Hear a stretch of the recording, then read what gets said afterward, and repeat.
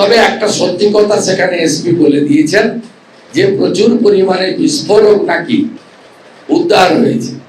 এই বিস্ফোরকটা রোহিঙ্গারা নিয়ে এসছে না ভারতে থেকে পাকিস্তানের গুণগান করা টুকরে টুকরে গ্যাং নিয়ে এসছে না অন্য কেউ রাখলো, এটা প্রমাণ করার জন্য এনআইএ ইনভেস্টিগেশন হওয়া উচিত, এ দাবিও আমরা করছি। এবং আমি যেহেতু আমাকে অ্যালাউ করা হচ্ছে না ওখানে, আমি পরপর দুটো চিঠি দিয়েছি, ওরা দুবারই রিফিউজ করেছে।